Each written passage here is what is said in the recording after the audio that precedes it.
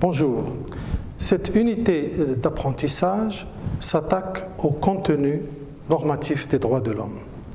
Le contenu normatif des droits de l'homme permet de garantir aux individus la liberté, l'égalité, l'intégrité physique, ainsi que les moyens nécessaires pour satisfaire leurs besoins de base, comme la nourriture, le logement et l'éducation. Ces normes relatives aux droits de l'homme sont garanties à tous, sans discrimination, c'est-à-dire sans distinction de race, de couleur, de sexe, de langue, de religion, d'opinion politique, ni distinction selon l'origine nationale, l'origine sociale, la fortune, la naissance ou toute autre situation.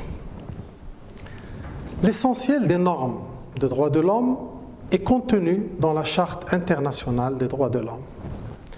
Cette charte réunit la Déclaration universelle des droits de l'homme adoptée le 10 décembre 1948 par l'Organisation des Nations Unies.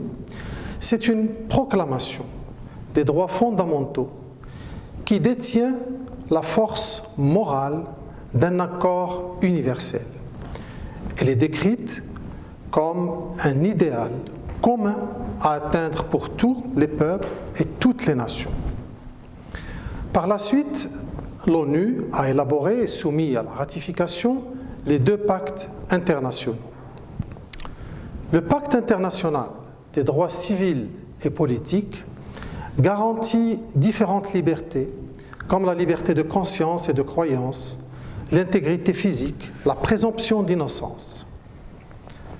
Le pacte international des droits économiques, sociaux et culturels reconnaît aux individus la pleine participation à la vie de la société, le droit à l'éducation, le droit de fonder une famille, le droit au loisir, aux soins de santé, à la vie privée et à la non-discrimination. Toute atteinte ou restriction à l'un de ces droits peut se répercuter sur la santé de la population. Ainsi, les discriminations excluent des groupes de la population des services de santé et créent un obstacle à la réalisation des objectifs de santé. Les traitements inhumains perpétrés par les personnels de santé ou le non-respect de la vie privée freinent l'utilisation des services de santé par certains groupes de malades.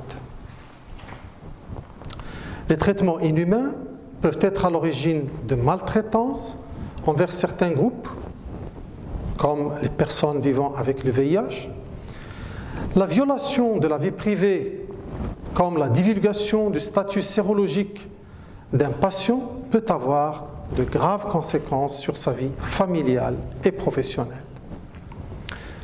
Les instruments internationaux des droits de l'homme ont une portée internationale, mais aussi nationale et individuelle.